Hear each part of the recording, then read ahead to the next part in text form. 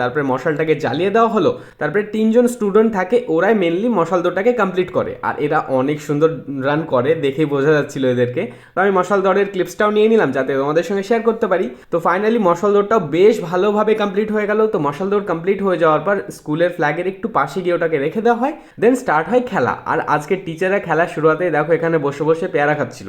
তো sorry sir, এই ক্লিপটা দিয়ে দেওয়ার জন্য কোনো রাগ হলে প্লিজ কিছু বলেন না। তো প্রতি বছরের নাই এবারও 1500 মিটার রান দিয়ে খেলা শুরুটা করা হলো। তো 1500-এ দেখো প্রথমে তো আস্তে আস্তে দৌড় মারে, তারপরে অনেক জোরে জোরে মানে স্পিড আপ করে। তো আজকে আমার অনেক বেশি বোর লাগছিল, কারণ আমি আজকে একাই গেছিলাম, আবিরের জন্য ওয়েট করেছিলাম, বাট আবির আজকে আসতে পারেনি।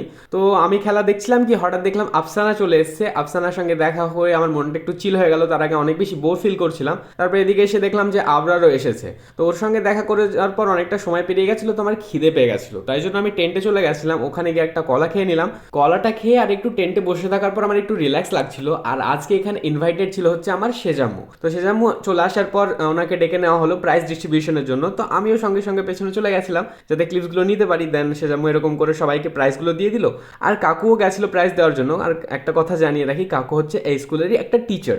তারপরে আমি অনেকক্ষণ ওয়েট করার পর দেখলাম যে আবিরও চলে এসেছে, সেটা দেখে আমার মনটা অনেক বেশি খুশিতে ভরে গেল।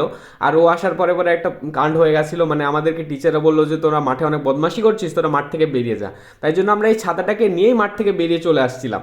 আর ভলেন্টিয়ারদেরকে হয়তো কিছু বলেছিল, বাট ভলেন্টিয়াররা তো এদিকে আসলোই না, ওরা আমাদেরকে দেখে ওদের রাস্তাটা ঘুরিয়ে নিল, মানে কালি বিল্লিও আমাদেরকে দেখে একটু রাস্তা ঘুরিয়ে নেয়, এরকম একটা ব্যাপার। তো আর কি, এখন মাঠ থেকে যেহেতু বার করে দিয়েছে, তো মাঠের বাইরে বসে এখন রানগুলো এনজয় করি। দেখা হচ্ছে তোমাদের সঙ্গে নেক্সট ভিডিওতে, ততক্ষণের জন্য ভালো থেকে সুস্থ থেকে টাটা, বাই গাইস।